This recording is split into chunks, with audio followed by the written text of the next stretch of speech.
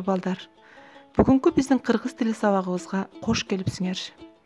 Анда эмесе биз кыргыз тили сабагыбызды баштайбыз балдар. Сабак баштаардан мурун калем саптарыңарды, дептерлериңерди, китептериңерди ачып, сабакка даяр болуп экрандын алдына келип отургула балдар. Анда эмесе биздин бүгүнкү темабыз себеп багыныңкы сүйлөм. Ар бир ишти баштаардан мурун кандайдыр бир максат коюлуп, ошол максатты ишке ашыруу үчүн көп эмгек жасалат. Анын сыңарындай биз дагы бүгүнкү сабагыбызга төмөнкүдөй максат коюп алалы балдар.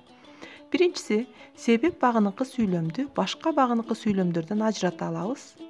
Экинчи, ошол алган билимдерибизди көнүгүүлөр менен бышыктап машыгабыз. Үчүнчү, себеп багыныңкы сүйлөмдөрдү катышкан сүйлөмдөргө сабаттуу жазууга, кыргыз адабий тилдин нормасында таза сүйлөөгө көнүгөбүз. Эмесе балдар, бүгүнкү биздин жаңы темабызды жакшылап көңүл коюп угууга силерди чакырамын. Себеп багыныңкы сүйлөм деген эмне? Себеп багыныңкы татаал сүйлөмдө багыныңкы сүйлөм айтылып жаткан ойдун себебин, ал эми баш сүйлөм анын натыйжасын билдирет. Мисалы, күн жаап, баарыбыз кол чатыр көтөрүп алганбыз. Бул жерден биринчи биз баяндоочту таап көрөлү. Эмне кылганбыз? Көтөрүп алганбыз. Бул баяндооч. Эми эмне үчүн кол чатыр көтөрүп алганбыз? Күн жаап. Себеби ошол. Күн жаабаса биз кол чатыр көтөрмөк эмеспиз дегендей да. Экинчи сүйлөмгө көңүл бурабыз. Кар оор жаагандыктан малды короодон чыгарган жокпуз. Эмне кылдык? Чыгарган жокпуз. Эмне үчүн малды короодон чыгарган жоксуңар? Кар оор жаагандыктан. Себеби ошол. Кар оор жаап, анан малды короодон чыгарбаптыр. Демек, балдар, бул жерде биринчи сүйлөм, багыныңкы сүйлөмү бул себебин билдирет экен аткарылуучу ойдун. Экинчиси бул анын аткарылбай калгандыгынын натыйжасын көргөзөт экен да, Эми балдар, биз ушул себеп багыныңкы сүйлөмгө кандай суроолор берилерин үстүндөгү сүйлөмдөн да көрдүк. Анда көңүл бурасыңар. Эмнеликтен, эмне үчүн, эмне себептен деген суроолор берилет. Себеп багыныңкы сүйлөмдөргө улануучу мүчөлөр бар. Алар кайсылар? Ган, дык, тан деп турат. Мына бул жердеги мисалды алып көрсөк, кар жаагандыктан суук болду. Бул жерде эмне үчүн суук болду? Кар жаагандыктан. Жаа деген сөзгө ган, дык, тан деген мүчөлөр уланды. Кийинкиси п мүчөсү. Кар жаап, бул өзү ып болот балдар. Кар жаап, күн суук болду. Эмне болду? Суук болду. Эмне үчүн суук болду? Кар жаап деген себебин көргөзүп атат. Кийинкиси ый мүчөсү. Кар азайбай, күн суук болду. Эмне болду? Суук болду. Эмне себептен суук болуп атат? Кар азайбай суук болуп атат. Себеби мына ошол экен. Кийинкиси б деген мүчөсү. Кар жаагандыктанбы? Күн суук болду. Эмне үчүн күн суук болуп атат? Кар жаагандыктанбы балким? Күн суук бүгүн дегендей мааниде себебин көргөзүп атат. Кар жаагандыктанбы деген себеп болуп атат да балдар. Ошондой эле балдар, себеп багыныңкы сүйлөмдөргө мүчөлөр улануудан сырткары дагы кызматчы сөздөр дагы кошо келген учур болот экен. Мисалы, үчүн деген кызматчы сөз келди. Кар жааган үчүн күн суук болду. Эмне кылды? Суук болду. Эмне үчүн?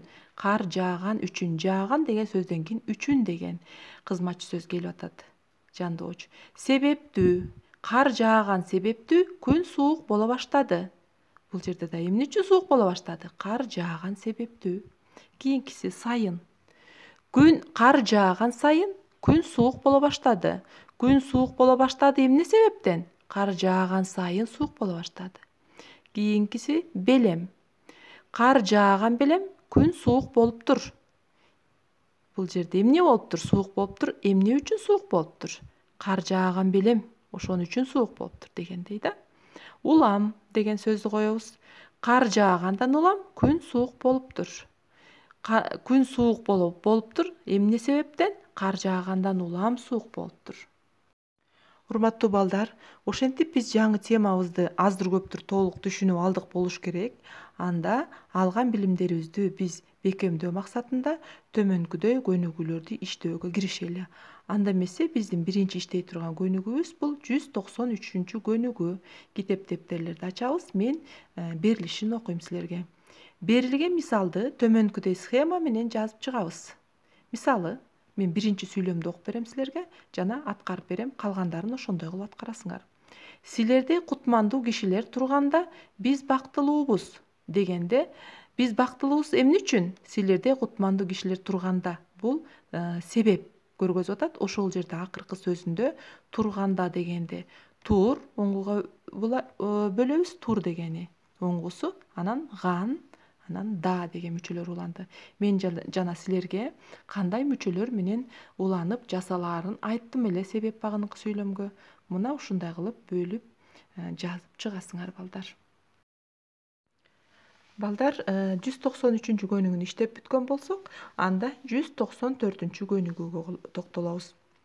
Бул жерде берилген тең байланыштагы татаал сүйлөмдөрдү багыныкы сүйлөмгө айландырабыз. Мисалы, тең байланыштагы татаал сүйлөмдөрдү силер билесиңер балдар. Булар тең укукта турган, бири-бирине маанилик жана грамматикалык жактан гана байланышкан жөнөкөй сүйлөмдөрдүн тутумундашып келиши. Мүйүзү бар уй эмес, куйругу бар жылкы эмес, чуудасы бар төө эмес. Бул тең байланыштагы татаал сүйлөм. Эми ушуну биз багыныкы байланыштагы татаал сүйлөмгө айландырабыз. Мен момундай кылып айландырдым балдар.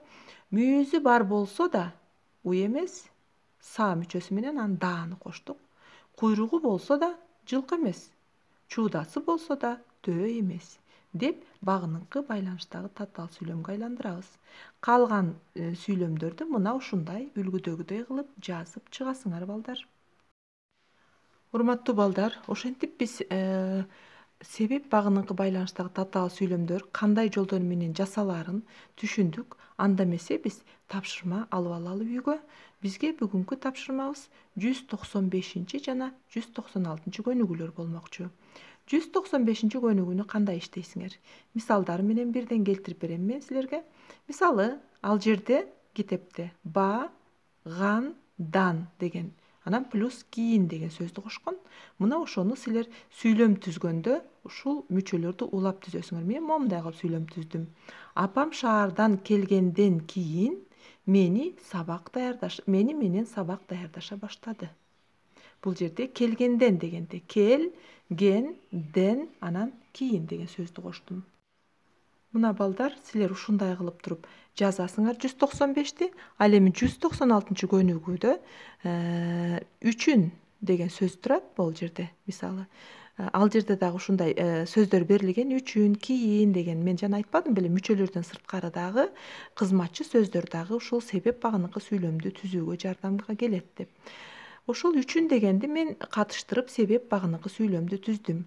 Апам шаарга кеткен үчүн мен тамак ашты өзүм даярдай баштадым. Эмне кылдым? Даярдай баштадым. Эмне үчүн?